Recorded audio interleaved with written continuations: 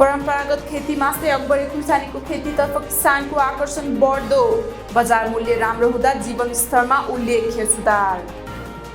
कास्कीलाई पूर्ण पशु खोपयुक्त जिल्ला बनाउने कार्यक्रम सुरु। कास्कीबाट सञ्चालित कार्यक्रम गण्डकी प्रदेशको 85वटै स्थानीय तहमा सञ्चालन हुने। प्राविधिक ज्ञानसँगै आधुनिक कृषि औजार पाउँदा इलामका कृषक उत्साहित। मकै सदन बाली विकास आयोजनाबाट किसान लाभ उठाउँदै। उत्पादित कृषि उपजको सङ्कलन र बजारीकरणका लागि सङ्कलन केन्द्र स्थापना। भवन निर्माणसँगै कृषि उपज बिक्री वितरण गर्न किसानलाई सहजता।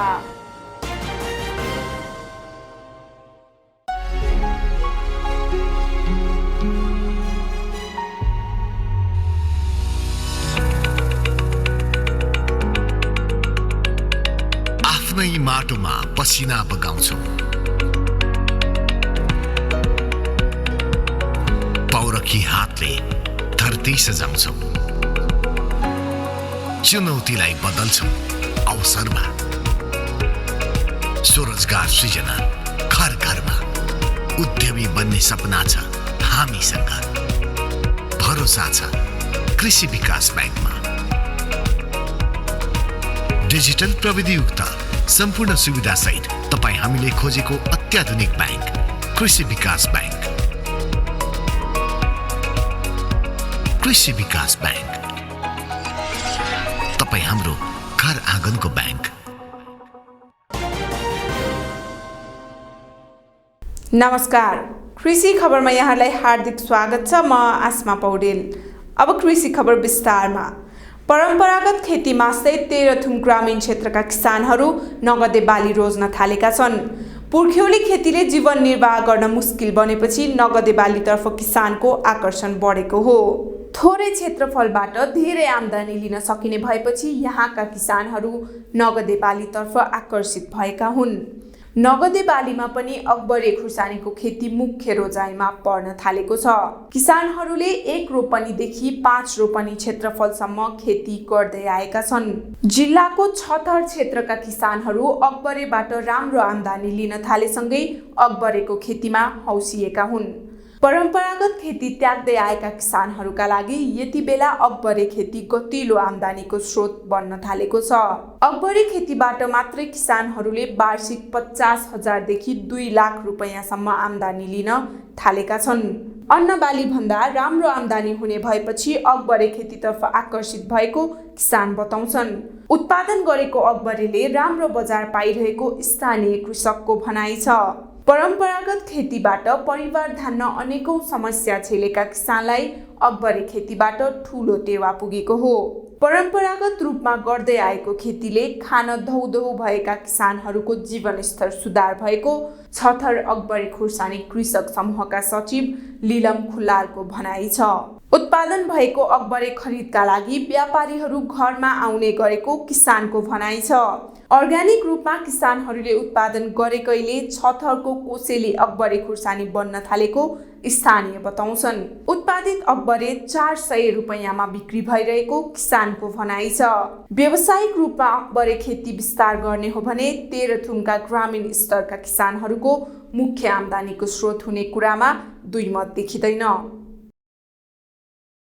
महामारीका कारण हुने आर्थिक क्षति र खाद्य सुरक्षामा पर्ने असर न्यूनीकरण गरी पशुको उत्पादन र उत्पादकत्व वृद्धि गर्ने लक्ष्यसहित कास्की जिल्लाका सबै पशु चौपालाई खोप दिइने भएको छ। गत वर्ष माछापुच्छ्रे र रूपा गाउँपालिकामा कार्यक्रम कार्यान्वयन गरिएकोमा यस वर्ष पोखरा महानगरपालिका, मादी र अन्नपूर्णमा पूर्ण खोप कार्यक्रम अघि बढाइएको हो।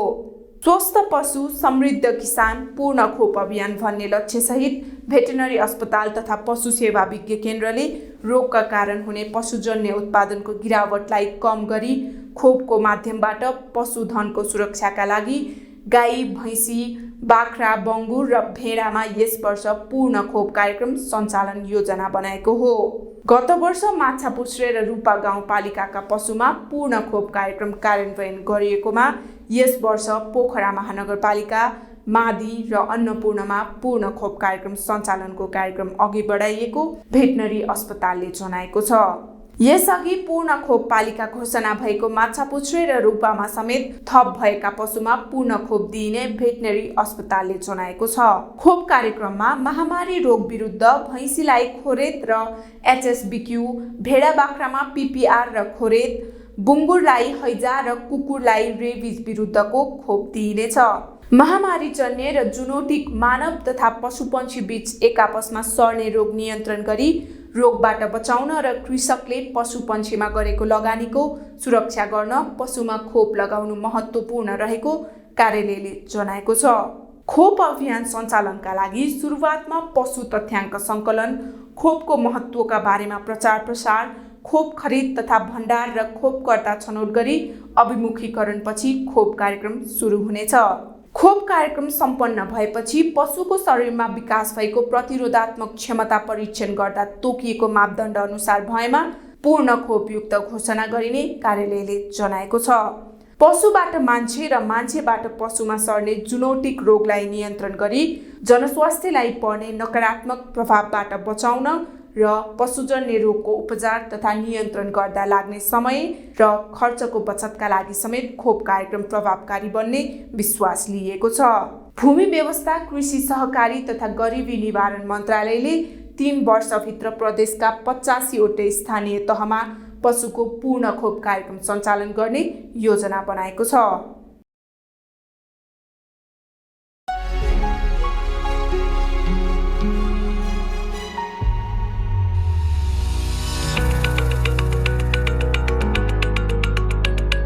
आफ्नै माटोमा पसिना बगाउँछौ, पौरखी हातले धरती सजाउँछौ,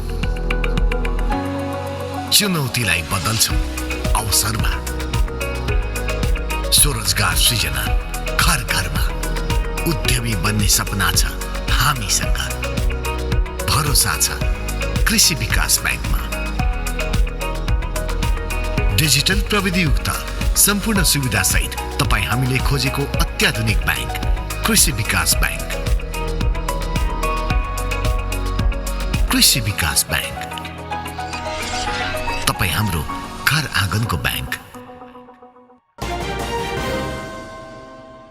विश्रामपछि कृषि खबरमा पुनः स्वागत छ।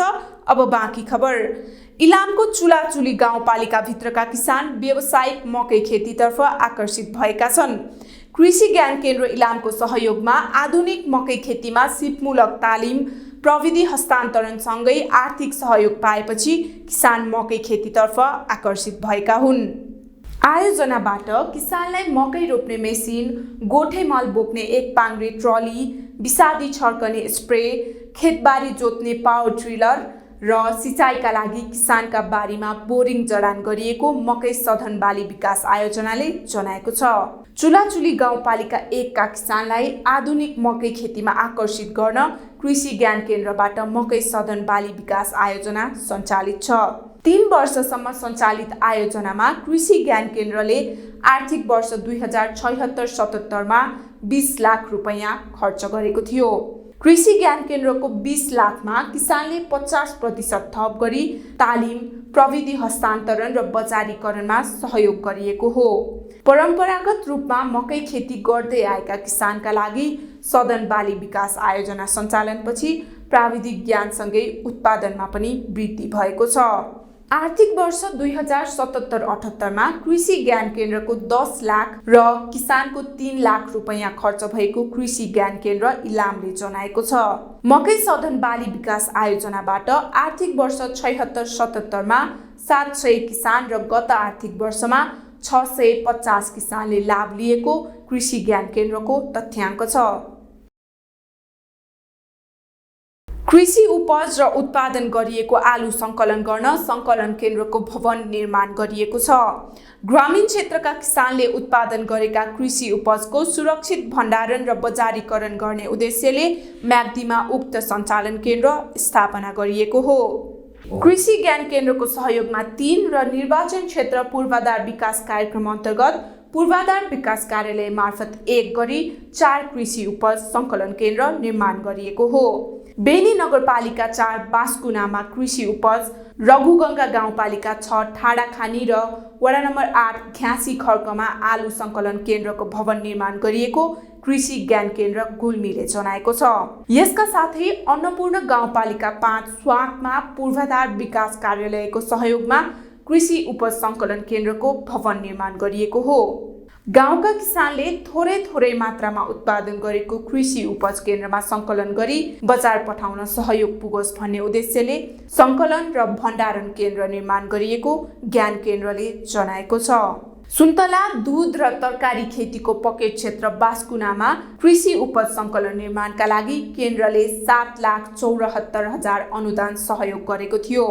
यसैगरी आलु पकेट क्षेत्र ठाडाखानीमा 2 कोठे आलु बिउ सङ्कलन र भण्डारण भवन बनाउन केन्द्रले 5,79,400 सहयोग गरेको हो। झिङखानी व्यावसायिक कृषि उपज उत्पादन केन्द्र ब्लक आयोजना सञ्चालन समितिले घ्यासी खर्कमा 14 मिटर लम्बाइ र 6 मिटर चौडाइ भएको आलु सङ्कलन केन्द्रको भवन बनाएको छ। 8 लाखको लगानीमा निर्माण गरिएको भवनमा स्थानीय कृषकले उत्पादन गरेको आलु सङ्कलन गरी बजार पठाउने व्यवस्था मिलाइने समितिले जनाएको छ। हवस् त कृषि खबर आजलाई यति नै। कृषि सम्बन्धी जानकारीमूलक सूचना र खबरहरूका लागि www.कृषिपत्रिका.com भिजिट गर्न नभुल्नुहोला। साथै हाम्रो च्यानललाई लाइक, सेयर अनि सब्स्क्राइब गर्न पनि नभुल्नुहोला। नमस्कार।